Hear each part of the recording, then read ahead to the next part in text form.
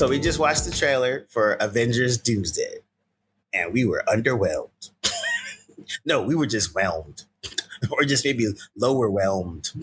Whelmed. I like whelmed because it's a Young Justice reference. Whelmed. I mean, That's why I said it. That's why I said it. In truth, I was underwhelmed, and I'm going to say exactly why I was underwhelmed. And that's because this is, once again, nothing. It's just a bunch of images and action sequences. What is the story about? And generic VO. Yo. So we couldn't get a line from Reed Richards to say, we faced this threat before and he's nothing like you will ever face. Like, what is going on in this film? So but maybe I think too much. I don't know. I had to look it up real quick just to see the official premise. The official premise is 14 months after the events of Thunderbolts, groups of heroes from 3 different universes, the Avengers, Wakandans, and New Avengers from Earth 616, the Fantastic Four from Earth 828, and the original, quotes, X-Men from a separate universe converge to face the existential threat of Dr. Doom. Here's the thing. So once a goobly goobly blue. Right. Okay. So here's the thing. Between the contents of that trailer and the premise that you just read, this says to me they did not write anything until they got on set. They don't know what they're. It's not that they don't know what they're doing, like they're incompetent, but they don't know what they're doing. They don't know what they're going to do. And the story will come out whenever they finish filming, and I guess that's what they're I gotta tell you, that pisses me off a little bit, because on the one hand, the Russo brothers have made pretty good strides where that's concerned. Like, they've made some pretty good movies, but I feel like you're relying on luck or something. Like write the goddamn movie before you get on set. Have some idea what it's gonna be. Why do they insist on doing it like this? Like, they were lucky that a lot of people. It's such a roll of the dice for the Avengers, for an Avengers movie. I think with Infinity War and Endgame, they were lucky that they had the 20-year buildup in which this conflict that we're going to see has been, whether it was started as an accident or as just pure whatever, filmmakers doing their thing and they built on it. There was still a build towards what we got. Okay. Right. And you don't have that this go around. You don't have that. And so with the Russos, if you go and objectively look at Infinity War and Endgame, you see that this doesn't have a solid script, but it has a strong foundation that they can work off and build a 3-act probably on set, because all you need to do is probably, in their case, write the key scenes, which they probably did. I don't know for sure, but I can see that this doesn't seem to have any clear direction as to where it's going to be going. I mean, no, it doesn't. And I would say, like, I'm curious because kind of like what we're talking about before, right? Infinity War Endgame, it had a buildup that we're looking for, right? We did all this stuff to get to this point. We got the payoff. Then stuff happened in this last X amount of time. Now, all of a sudden, we have Doom. Who is Doom? In our story and what we've seen so far, Doom is nobody. Only thing we got a glimpse of him was in Fantastic Four, and that was that.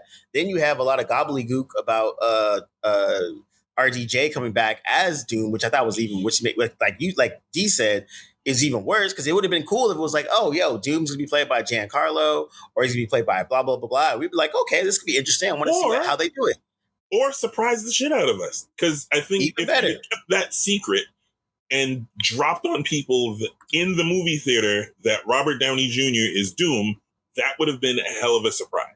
No one would have seen that coming. But also, again, we go back to the payoff, right? So now we have, and it's funny because it's starting to look like a Marvel crossover event. And what do we get with Marvel crossover events? You get a bunch of books, a one loose story that ties them all together, and then a bunch of individual stories. The better crossovers, each book is crucial to that crossover and adds a good thing. The worst ones, it's literally just one loose story slapped together with like 8 different books, which means there's 30 different characters.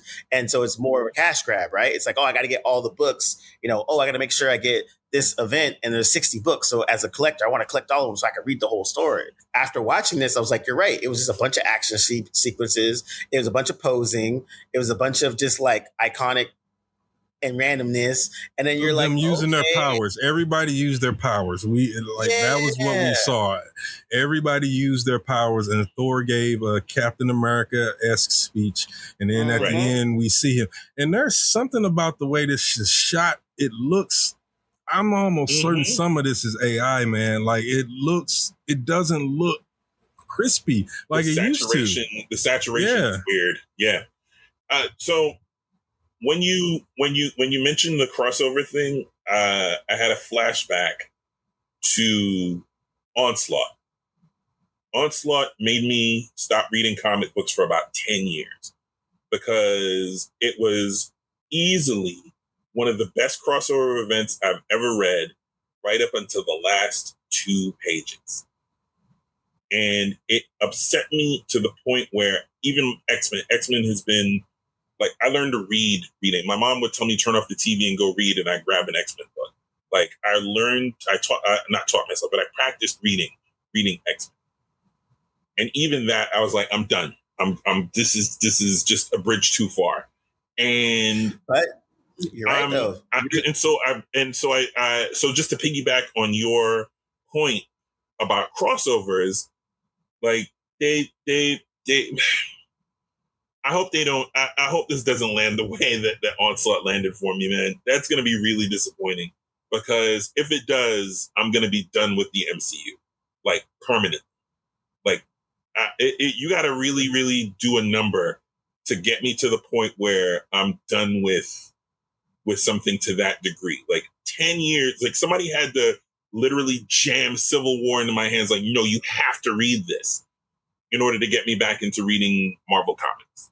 That's how, so from Onslaught, and that was the marker, from Onslaught to Civil War. That's how long the gap was. Well, for those who are watching who might not know what that timeline is, what is that timeline? So the Onslaught years. Yeah, that was. I mean, from what to what? Is it like 2000? When the Bishop character shows up, there's a scene when he first appears where someone in X-Men had betrayed him, and so it's a scratchy video. It's Jean Grey saying we should never trust him. Blah blah blah blah yada yada yada. There's a character that kind of looks like Gambit in the future, but you're not sure if it's him. But anyway, Bishop pops back into the future. So his whole mission is someone in the X-Men betrays the X-Men and kills them all. So he thinks it's Gambit off rip just because of someone he met in the future, and we just but we forget about that. So years go by. Bishop kind of gets back into the X-Men of things. He's a regular character, yada, yada, yada. Then a future person pops up. And then all of a sudden, another story arc starts rolling, and his character Onslaught comes and legit just like wrecks everybody.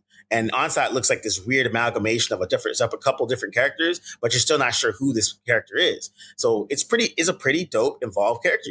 It's the mystery of Onslaught. He's whooping everybody's ass. And his underlings are whooping everyone's ass. So you're like, yo, as an X-Men comic, it's epic on scale. It's a big bad. All right, this is X-Men to its core. We're like, yes. Then we find out who Onslaught is. And then you have all of that goodwill tossed out the window. I was fine. Right. No, I was fine. I was fine with it. I was fine with the reveal of who Onslaught was. And so the timeline is from 98 to 2007. That is a pretty long time. I was done. Now, bringing it back to Doomsday, what we're essentially saying is when this was announced back then, we talked about it. We're just like, in Professor D said the same thing. What the hell is this? It's a poster with some numbers on it. They don't tell us nothing. Then we got a slow moving vignette thing of quiet moments from all of our heroes doing nothing, right? That's literally what we got, right? And then we got this one. Okay, so now it's the exact opposite. Boom, action, pose. Powers. On online, the big thing that got the 2 things that came up the most, where I saw on social, mostly on threads, was people talked about Doctor Doom catching Thor's hammer, and then Shang-Chi versus Gambit. Those are two things that we were talking about a lot in that round. But it was just interesting because watching the trailer, you're just like, okay, so you just got a big bad that we got to all rally around to go beat. Yeah, it looked more like a trailer for a video game. To be honest, it'd be in that. Not even like a contemporary video game, or like a video game from like the 2000s, where you had like the generic villain, and then you had like, you see all the heroes doing their powers in the game, and then at the end you see the villain, like the namesake villain, do something badass. Yeah, exactly. The big boss do something to the hero that, oh my God, he did. And what more, oh my God, could there be than him stopping Thor's hammer? I wish they had not shown that moment and then undercut it with the Captain America bit. Marvel seems really gimmicky right now, and it's frustrating. It's frustrating the hell out of me. It's not even seems, they are. We've done somebody catching Thor's hammer before. We've done Captain America catching the hammer before. Like, it's been done. Like, come on, man. Like, and I mean, there is some poignancy to Steve Rogers showing up and that being the way that they prove that it's him. That's cool, I guess. But like, I thought we were moving on though. Cap was getting his happy ending.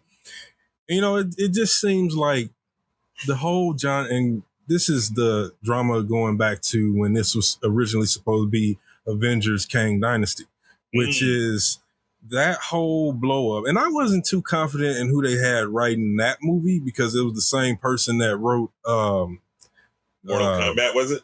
No, he wrote that, I think, but it was also Ant-Man 3. Yes, Ant-Man 3 right, yes. Wrote that. So when I found out he was writing Kang Dynasty, I was like, yeah, it might be a disaster anyway. But when they blew that up, now you see the result, because this is not as coherent as what probably could have been with something that they were already kind of building, either in the TV and or in some of the movies with the multiverse. And obviously they're going to probably pick up, they're hinting that that's going to be the sort of focus, is the multiverse. Because we got, I didn't even know Tom Hiddleston was back. I thought that was done too. It was like the only new people were like, the Thunderbolts, Fantastic Four, the Fantastic Four, and is it Shang-Chi or Shang-Chi? Yeah, Shang-Chi. Yeah. Shang-Chi, yeah. They were the only ones that were new, but the focus wasn't on them. They weren't out front. It was. So I think that's the only thing. You got those ones. And I don't know if it's going to be one of those things where it's actually going to work. So we'll see. I think the Loki makes sense if you're doing the multiverse thing, because he's Idris. He's literally the universe, the world tree. I think he's called Yggdrasil. So it makes sense that he's in it, and that the TVA and by extension Loki play a role in a multiversal story arc. So that I'm not surprised that he's in it. No, not at all. My point was that they're still, they haven't moved on, and as a result of the blowing up the Kang Dynasty, they had to go back to pivot, right? the familiar, right? Because what we see is a bunch of, as you pointed out, gimmick and nostalgia, and it don't get no worse than that when it's gimmick and nostalgia working together, and that's the last shot. That's what we had. The gimmick paying off the nostalgia paying off the gimmick. Yeah, I'm worried. I'm worried. Yeah, it's unfortunate because, like, you talked about that before, where it was building on nostalgia for a long time, and for me, I think when I knew it was a wrap or it was not in a good space was Ant-Man 3, because that was just horrendous, all over the place. Even the TV shows, at least there was some coherency in them, like whether you liked it or not. Yeah, I didn't really like Wanda, but it wasn't like it was bad. And I actually enjoyed Falcon and Winter Soldier. Again, not great. Yeah. It was like enjoyable. They had a decent start. They had a decent start with the TV shows. I'll give them that. It wasn't bad. It was right up the middle, and it had potential to be I think that's the most disappointing thing, is that a lot of this stuff where it started had potential. It had a lot of potential. And then we started to get the Secret Invasions and the Ant-Man 3s. And then, you know, we get the, you know, we get some fun stuff with Deadpool and Wolverine. But then when you take a step back from that funness and the excitement of all that, you're like, well, what did we really get except for like 2 hours of, you know, just nostalgia and, you know, some good villain. I did really love the portrayal of what's it, Cassandra Cain? Nova. I'm thinking of Batman's daughter. But everything else has been, you know, relying on nostalgia and gimmicks since that time, except with the exception of X-Men 97, which is rather ironic because that's set in 1997, but they don't rely on nostalgia. They kind of show you it lives in the 90s. So it's not like overemphasizing a Walkman. Jubilee just has a Walkman because she's a cool kid who likes to listen to music and dance. That's where X-Men 97 does a good job because they stay firmly in where they're at, right? We're not getting even when they do their time travel stuff, it's still in the realm of like how X-Men does time travel, which is always horrible. But to X-Men 97's credit, they make it simple enough that hey, we got to do this thing. We have to go back to here, then we can go back to our own time and do that thing, and then keep it moving. They don't make it all convoluted or anything else. They didn't spend a lot of time with it, and I appreciate that. It was, you know, it's not one of those season-long things. They establish Apocalypse really well, and then they move through those timelines, and then they bring them back into 19 because it is X-Men 97, so they have to be in the 90s, firmly rooted in the 90s, and I appreciate that. And I think that, you know, with that part being robbed for Doom and even the Fantastic Four, like it would have been cool. Like Galactus, I went back and rewatched Fantastic Four recently. Again, it's super enjoyable. It's not a great movie, but I can watch it and it's cool, has its points. But the Doom part at the end is completely wasted. Like we didn't need, like it would have been better if we didn't see him at all, or we had a full conversation between him and Reed, so we established that Doom is someone that Reed fears, or that Reed is someone that Doom fears, or vice versa. Or at the very least, he's a contemporary. He's someone on par with Reed, who is a Reed Richards, like a Bizarro Reed Richards. That would have been fine. And you know what? If they had done that as the backstory of why the Fantastic Four are so revered, like they stopped Doom once and perhaps he escaped, or perhaps they had him chained up and he escapes at the end of that movie. Right. But they establish and develop him in the background instead of Mole Man. Shout out to the actor, man. He out here. Yeah, you know what? Yeah, the actor was fun. They wrote it in a fun way. But then when you think about this, and then the scene that they tacked on at the end with by the way, from behind, that could have been the PA who just put on the costume. The costume. No. And it probably was. I seriously doubt they paid Robert Downey Jr. to do that. Like, there was no way that was Robert Downey Jr. And if it was, he did them a serious favor.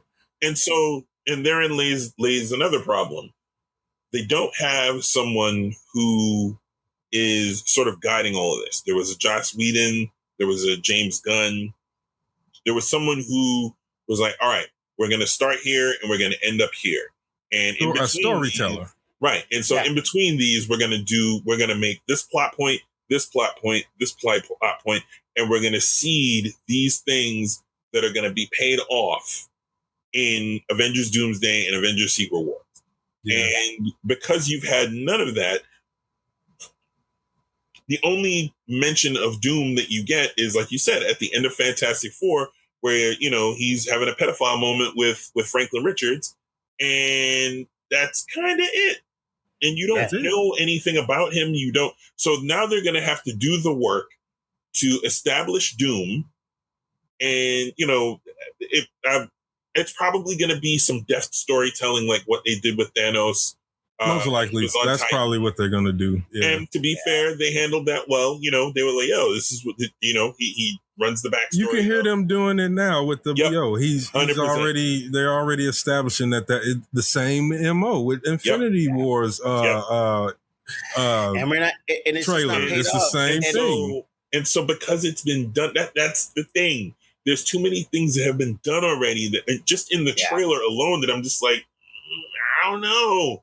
Listen, I want to be wrong. I want to be wrong. I want to be pleasantly surprised. Yes, we're willing to be pleasantly surprised. I want to go to the theater and have my wig blown back. You know what I'm saying? Like I want that, but I do too on a matinee ticket. I have concerns. I'm not going to do a matinee, but I said matinee. But I have concerns. But I would say that I think that's the thing, right? Where I think we're at a point now where, and even and everyone else forgets this, that the MCU as it is, it really didn't become that until about 5 to 6 years in, which is about 4 or 5 movies. Like they were kind of doing one-offs first. Yeah, it was not planned. They literally was like, here's all our money into Iron Man. We hope this works. And it did. Okay, let's make Incredible Hulk. Okay, let's make Captain America. Okay, let's make Thor.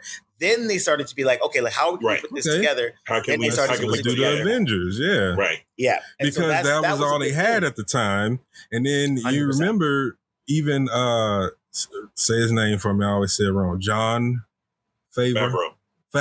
Yeah, Jon Favreau. He said it. He says it all the time. Like that scene with Nick Fury literally came about because he was a fan of that Ultimate Nick Fury. Sam Jackson was near set. He calls him out and say, "Hey, you want to?" They're like, "Cool, I'll do it." And they just kind of teased the Avengers, and it was born from there. That's where it was born. So to that point, a lot of the greatness of the early MCU was happenstance. It was a lot of trying things, seeing what would work, and then building from there. Now what they have is self-indulgence. And that is a little bit worrisome if you're a fan because, and listen, we're not hating. We're saying this. If you're a fan and they're asking you to pay for Infinity Vision and all this stuff, IMAX, and a $30 a piece, $60 ticket, they should be given some quality, and they got the money and the ability to do it. Yeah, and I think that's what ended up messing them up a lot. And I think that now they're in this weird space because and factors happen, right? COVID, Gunn getting kicked out, things, whatever. But still, you're a big place. You can figure this shit out. Jonathan Major's situation that went to nothing, but it caused them to overhaul their whole shit. So there's all these things, all these disaster in the end. Yeah. 100%, which is funny because again, now, they just haven't got to that point where, like you said, they were resting on their laurels for the last couple phases and they were phoning it in and just trying to coast on either nostalgia or like, you guys will take anything. We're just going to give you whatever, as opposed to really having it thought out and have ideas of like, okay, so picture something that we think's going to be good. Hey, this is the character we think we're going to do. We're going to figure this out. So there's a couple of things that like popped up that kind of did okay, or at least were interesting. We'll even put Wonder Man. Shout out to Yaya. You got a Emmy nod. And he's already an Emmy winner, right? Because he won for his portrayal as I'm pretty sure he won. Yeah, that's the second one. So there's things where like there's flashes of things that look interesting, but then you got super duds, right? Like the Ant-Man 3 was a straight up dud. It was a horrible movie that tossed all the goodwill of those characters that you saw in that, and they just tossed out the window to give you this weird ass sloppy thing that we didn't know what was going on, and it was a waste. It's a potential wasted, where even to Jonathan Major's credit, he didn't have a good script, but he did what he did with it, and it was actually pretty cool. Like I was curious enough that I wanted to see what he was going to do, and he made Kang interesting in that, and I think that is what you want from someone playing Kang. This is a person who travels space and time. He goes from current time to 3000 BC, and he's jumping around. So this is an enigmatic individual, like very, very, I would have thought he would have been a little bit more eccentric, but he was in a kind of a dark way, which still worked. But to your point, bad script, Brave New World is another example of a gimmick, because they should not have told us that the Red Hulk was going to be in that film. But because it was told to us, and then the film was written to make it seem like that was a big plot twist instead of assuming that the audience already knows, and it just didn't work out. So they're in this cycle of the, you know, the gimmick, I think. I want to touch on something that you guys mentioned a couple of sentences back. This Infinity Vision nonsense is really irritating. I chose to ignore it. Well, that's why I said Infinity Vision, because it's just like them not being able to admit that Dune has pretty much is gonna dominate IMAX. Nobody's gonna choose that over Dune for an IMAX ticket. I mean,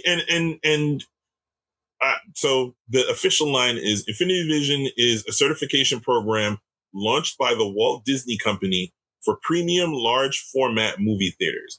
Rather than a new proprietary technology like IMAX, it is a quality assurance badge that guarantees existing premium theaters like Dolby, AMC Prime, or Cinemark XD meet strict standards for screen size, laser projection, and immersive. Listen, there's already a Dolby. Why do you need? Yeah, why you don't need this. There's already. They're doing the only thing that. Yeah, the Ultravision, all of that, Adobe Atmos. Why? Why, as someone who is a technologist for television and film, why are you trying to insult people's intelligence like this? I just why? Well, not everybody's going to read it the way you did, Josh, and that's the problem. They are used to pulling the wool over people's eyes. They're doing it with the movies too. Let me just say this. This proves to me that they're scared. This is Civil War. This is Captain America Civil War versus Batman versus Superman all over again, except Marvel is on the scared side of that equation. They have to throw out Infinity Vision to make it seem like there's a thing that you need to see that Dune won't have. Get the fuck out of here, man. Come on. You don't need to do that. You're Marvel. You're the house of ideas. You're the house that Stan Lee built. Why do you need Infinity Vision to make it seem like there's something that you need to see over here or right over there? If you just come and see our Infinity Vision, that's something that Dune won't have. And you should come see it instead of Listen, stop there it. There are two mice going to war, and we're choosing Muad'Dib over Mickey. Son. So just know, talk to him. Muad'Dib will win this battle, son. Yeah, I mean, I think it's crazy because I had to go check up what was Phase 5, right? And so Phase 5, just give you a little recap, was Ant-Man 3, Guardians 3, Marvels, Deadpool and Guardians Wolverine, 3 was good. Yes. Captain America, really Brave New World, and Marvels was better than people give it credit for. I will totally agree with that. As a confirmed hater of Captain Marvel, the Marvels was highly enjoyable. I had fun with it. It was good. It was okay. It wasn't bad. I didn't dislike that. I thought that was Nia DaCosta, right? Yes, it was. Yeah, yep. I thought she paid her pound of flesh so she can go do the movies that she wants to do. I'm glad she got to do it. I thought she did a good job. Marvel's is a far cry from the Captain Marvel, and I really enjoyed it. A really good film of hers. Her best films have been, to me, Candyman, and then recently, 28 years later, The Bone Temple. That's right. She did that too. She did an excellent job with that film. Shout out to Nia DaCosta. Yeah, I'm a fan. I hope she does more horror work, but I would watch most of the things that she would make because she's a good storyteller. Mm-hmm. Yeah. So, I mean, it's going to be, not terrible phase, but not great phase either. And also they're so disjointed. They're all disjointed. More misses than hits. Yeah. I mean, and also, especially if you count the TV. Yeah, if you count TV, that's the whole thing. And then just to bring it home, Phase 4 before that was Black Widow, Shang-Chi, Eternals, No Way Home, Doctor Strange: The Multiverse, Thor: Love and Thunder, and Black Panther: Wakanda. Ooh, I'm gonna say 5 is better than 4. I don't even know because those. Yeah, I was gonna say I don't know, B. I don't know. I think they were. I think I think you giving them a little more credit. I think those back to back, they had some decent ones in there. They had one hit in Guardians the Galaxy for the next one. So 5 had Guardians 3. 4 had Runos again. I think No Way Home was in there. No Way Home. I would say I wrote it down again. Black Widow, Shang-Chi, Eternals, No Way Home, Doctor Strange, Multiverse of Madness, Thor: Love and Thunder, and Black Panther Forever. So I would say like No Way Home and Shang-Chi. The only 2 that I would vouch for in that no, I can't. That did well. That did well. That did well. Yeah, but I'm saying like if that was I'm looking at it as like that's good movies. Yeah, those 2. Good movie and did well. Yeah. Yes. Because that's usually what we would get with Marvel. Yeah, that was their tradition. Shang-Chi was enjoyable. I've rewatched Shang-Chi several times. I didn't really enjoy that, but it wasn't a bad movie. It wasn't a bad movie at all. I like the mythology stuff. I didn't like the whole. I've been dissatisfied with the Mandarin, the MCU's adaptation, how they adapted the Mandarin from day one. And this didn't improve it. And I will represent the voice of Cam 2 here and point out that he would say that the martial arts were mediocre. I disagree, but he would say that the martial arts in Shang-Chi were mediocre. I would be remiss if I did not represent him here for that. I would say rewatching it, it's a step above mediocre. It's from my personal, just because it's enjoyable. I'm gonna rewatch it. I didn't dislike it. I'm saying it wasn't something that I thought to myself, oh yeah, I'm gonna rewatch that one day. I was just like, okay. Yeah, and also, we're squabbling over millions. Like every one of these films all made over 3. Yeah, right? Actually, they still made money. They all made every one of those films made 400 million at minimum. They all with the highest being Spider-Man at $1 billion, and the lowest being freaking Black Widow at like 379 or something like that. Which I have a theory for that anyway, but I won't say that on but the pod. I'll say that for another time. Yeah, but I think so to bring it back to Doomsday, I think we're at a place where in the comics right now, Marvel has lost their way in terms of not necessarily fresh ideas, but more taking chances. And so the reason why in the comics DC's eating their lunch, because DC's always been really good at any person that pitches something to them, they're like, ooh, that doesn't really fit in our normal continuity. Here's Elseworlds, go wild. And they'll say, hey man, take 4 books, see what you can do. And if it does gangbusters, they're like, all right, cool. You get another run. Sean Murphy, he has a thing. He has his own Batman kind of alt universe thing, and did the same thing. He did a 6-issue thing. It actually did really well, and they let him continue in that realm. And same with Absolute. Absolute's going crazy right now. But Marvel, what they try to do is they just they've been rebooting things way too much. Every book has a new number one after anywhere from 12 to 18 issues. They keep using the same hashes of Spider-Man all the time. And then when Spider-Man gets good, they just recently he gets his ass whooped, and the person that whoops his ass literally takes him and throws him into space. And so he's not into space. So he wakes up on a spaceship and he doesn't know where he is, how he got there. And then on how is he alive? Because once he gets the atmosphere, he's dead, and within a few seconds. And if you throw him fast enough, he gonna melt before he gonna be ash before he get there. Yeah. Anyway. Forget so how did he survive? I'm pretty sure it was probably like a teleportation thing to another planet or something like that. I don't remember. But anyway, he's in that. So basically, Parker's in outer space. There's no Spider-Man. So with that being said, and he just got a new job at doing some sciencey stuff. So him and Norman are actually cool now. So Norman actually takes over as Spider-Man while he's gone. So that just did something interesting.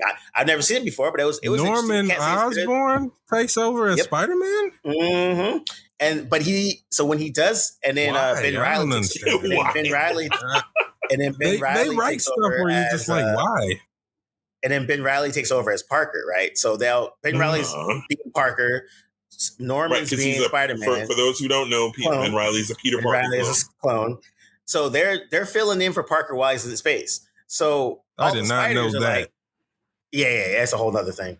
But all the spiders are like, who the fuck is this dude? And then then they find out who it is.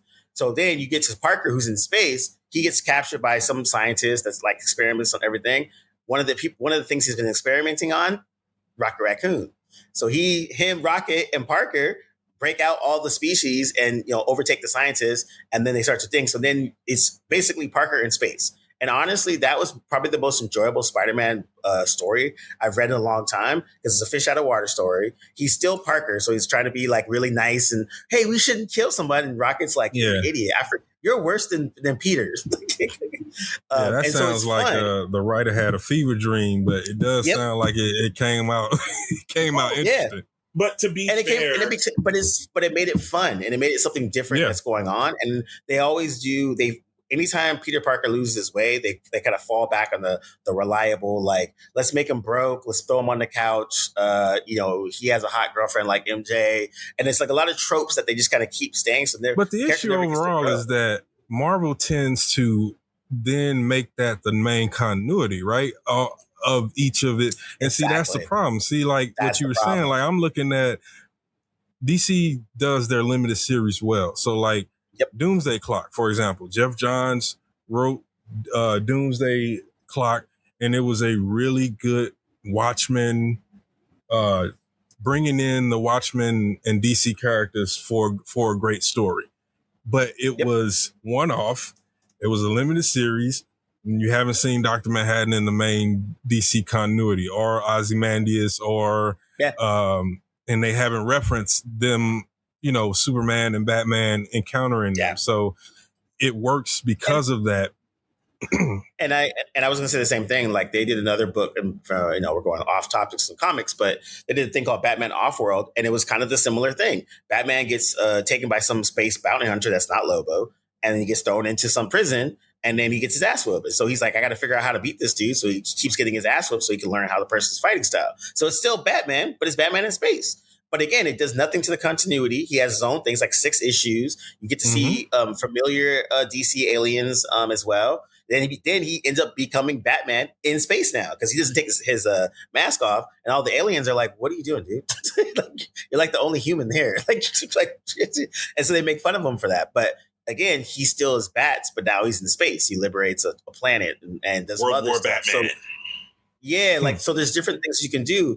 And so Marvel doesn't take that approach, or when they do, they'll either don't give the writer enough leg room to flesh it out, or they kill it, or they'll do umpteen sequels of it and then try to bring it back in. We need more destructive forces like a Donny Cates, who will just take a complete. He will just take is that the Thanos wins guy? That's the guy. Yeah. He will just take a flamethrower to whatever, man. His run on. And you need that. Thanos wins was probably the most enjoyable thing I've read from Marvel in a very, very long time. That was recently written, because Death of Inhumans would probably bring joy to your cold heart, my friend, because everybody catches it. He murks everybody. And that was. I don't really like the Inhumans that much, so that's what I'm saying. That'd be enjoyable. That's the point. And there's a point where the Inhumans. I was at Marvel when the Inhumans when that happened, and so at the pitching meeting, he pitched it, and he was like, "Hey, so my pitch is I want to kill the Inhumans." And everyone's like, what do you mean? Like, elaborate. So they're like, I want to kill all of them. I want to put this 4-issue story. This is the beats of it. And I want to make sure that at the end of the story, everyone is dead. And they're like, even the dog? And he was like, especially the dog. And Lockjaw was the first to go. Broke my heart, man. I love, Lockjaw. But big swings. Big swings. Big swing, yes. Big swing. That is the point. And then, and so I think that is he still recovering from his car accident? He is recovering from his car accident. Or is he back? Is he back writing? Nah, not that I know of. But Donny Cates. So first of all, shout out to Donny Cates. It's a shame that he had his car. I don't want to be insensitive. That car accident really did a number on him from a neurological standpoint. He lost about So 6 shout out months to of his him. memory, and he lost about 6 months of his memory, and he was in the middle of writing like Marvel's next big event that they had, and which Hickman took over and did a really good job. Hickman did it to a really good job, and but yeah, so I think that because Marvel doesn't take big swings, or when they do, they're calculated swings, and it's weird because the one thing I always never understood that they never thought of is like DC would use their comics as their incubators. So they'll have a bunch of different stories. This works, cool. Let's make it animated. Cool. Let's make a this. Yep. Da, da, da. Their movies and TV, but they're animated. That's how they looked at they're animated. They would use comics as the incubator. Then this is a good story. Worked in the comics, cool. It'll probably work on animation. Marvel they also flesh out characters really well that way too, because they have a lot of characters that were born in their animated shows and movies that eventually became so popular that they now have several books and different. I mean, Harley Quinn is probably the best example. Yeah. Harley Quinn's the best one, but they've done that with the multiple ones, like Green Lanterns and that kind of stuff, and they brought those animated characters into the comics. So Marvel has all the tools. It's like I said, it's just the stomach to do these things, and so it's a different approach. It's a different approach, and so like even now, and we're going to do a separate episode of X-Men. We're going to have two X-Men nerds on, and we shall we'll talk about the X-Men lore and all the craziness that it's about.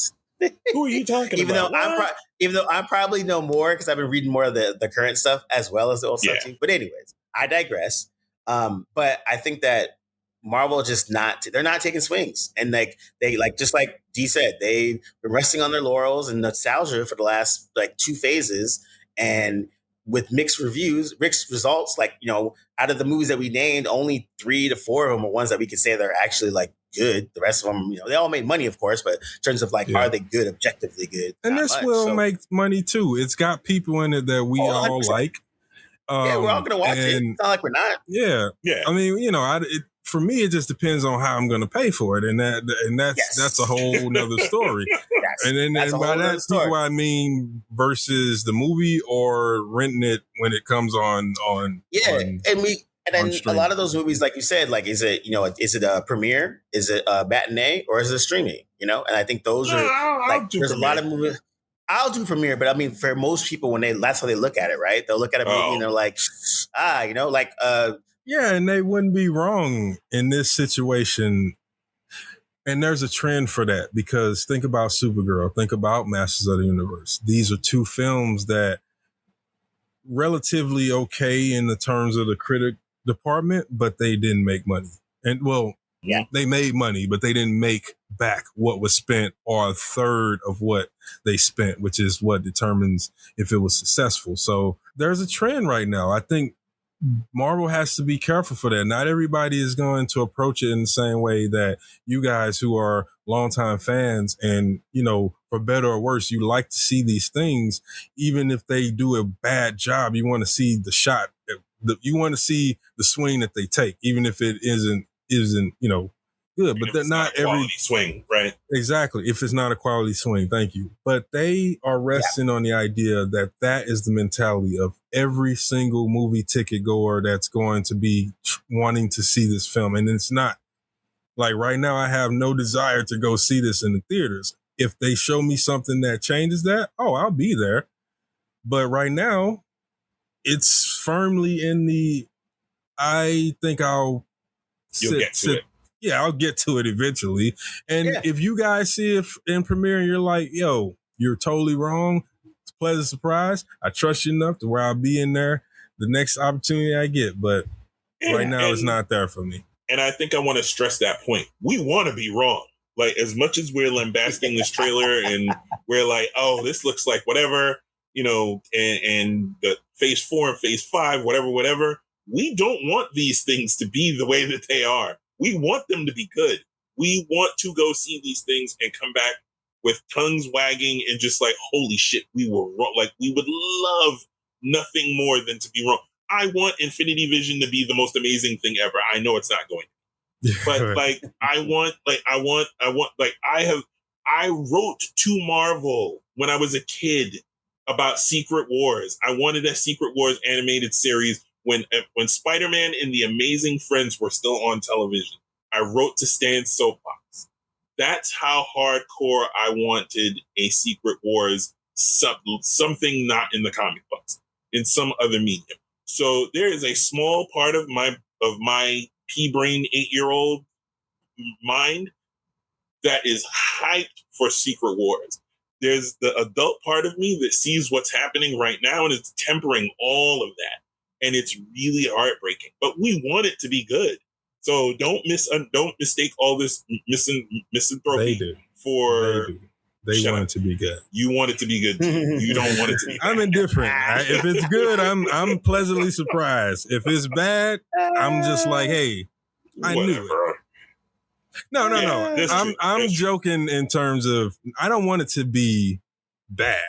But what I'm saying is my guys over here, they are the fans. What I am is I'm like curious. When is this thing gonna turn around? And I'll be there for it. I'll jump right back on the bandwagon. And I think and that right there is a good place to leave it. As always, thanks for listening to us rant about nerdy shit. We probably talk about this even more, but are we excited? Are we going to see it? No.